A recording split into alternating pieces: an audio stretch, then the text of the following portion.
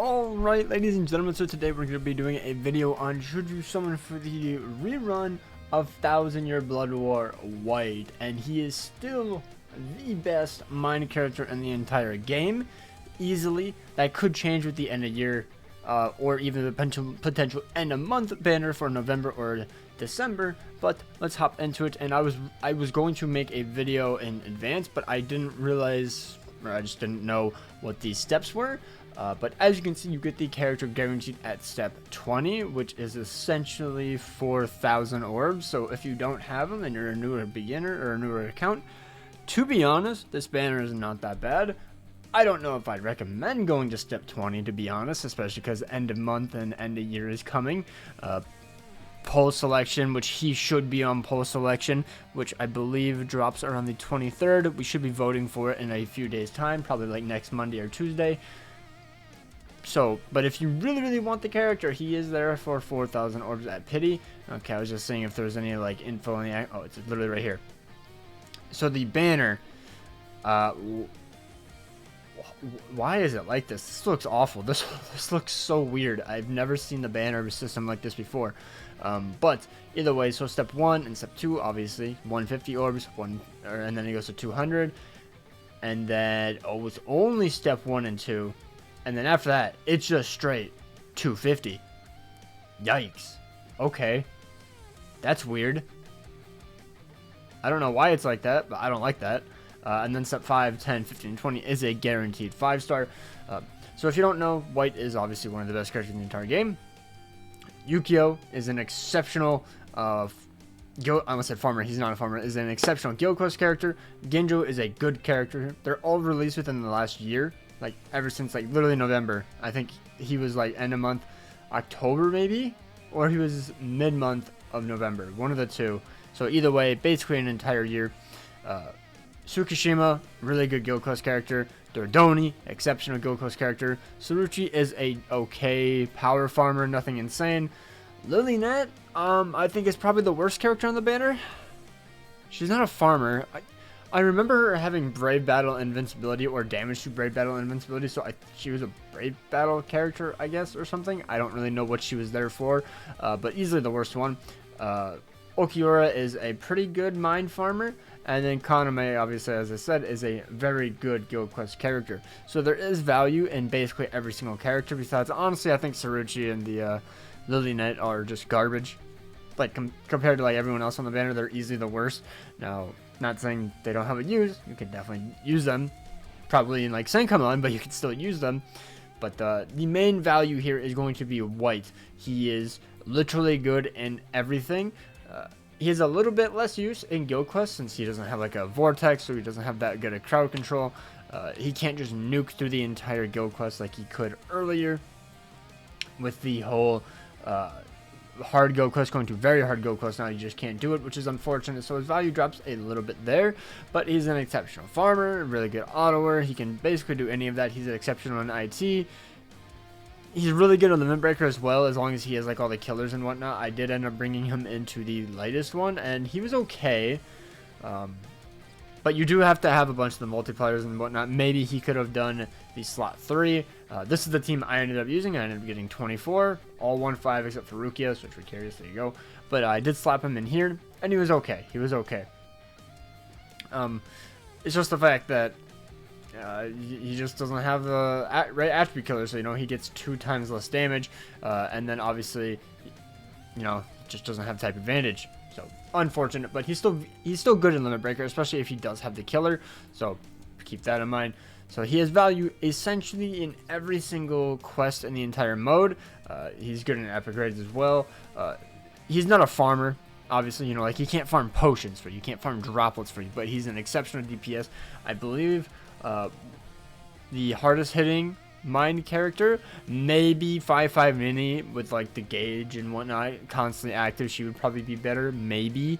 But other than that, White just surpasses everyone. Like Balgo, no. Ikaku, no. There's just no way.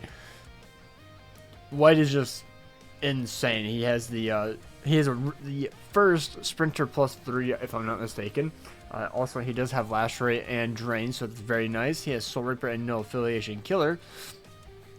Complete status immunity. You know, he has increased normal attack damage, increased strong attack damage. He has the reduced strong attack cooldown. He has, actually, that's from my links in there. Yep, I have links on him. That is so annoying. Either way, he has that. I gave him that as a link. This is a T10 skill or a T15 skill. He has this, the Team Party Increased Mind Attribute Character Movement Speed, so he's still one of the fastest characters in the entire game. I'm not a huge fan of this skill personally. I would much rather prefer the recharge thing, like how they gave Macy. Insane. This character would have been so much better, like even miles ahead, if he could have had that recharge, especially in Limit Breaker, whereas like that's like seems to be the main use for it. He also has Havoc, he has Frenzy +2, he has Bombardment, he has Debilitator, and then he has increased status element chance against heart attribute enemies, so you're going to be proccing his SP boost quite often. He also has Team Party Increased Mind Attribute Character Special Move Damage +30%. Obviously this is one of the main reasons as to why he was one of the best nukers in the entire game. He has damage to lacerate enemies, and oh, he has this, so the last stitch must be a link. Okay, cool. But I ended up giving him damage to lacerate enemies since he does have a higher chance to inflict it. That way, you know, he gets an extra 40%, so that's pretty good. And then he also has damage to drain. He has weakened defense on his soul bomb, and then I gave him long shot just so he's faster in the Limit Breaker quest. And then that is that's whatever. He has increased status element spiritual pressure boost by 80%, so his DPS is going to be out of this world. Honestly, in my opinion, I think you could definitely throw 5 steps. I personally will not be summoning on any of my accounts though. I really like White. White is really good, but I don't use him. Genuinely, I don't use him. I don't like, the character is cool and all, but the problem with him is I've seen his AI in point events. Maybe you've seen it. He runs up to enemies and just punches. He just punches enemies. I don't like autoing point events with a character that punches enemies. So if they're melee, obviously, you know, like Yamamoto, Quilgi, I don't like. Unfortunately, my Yoruichi, my favorite character in the entire game, does that.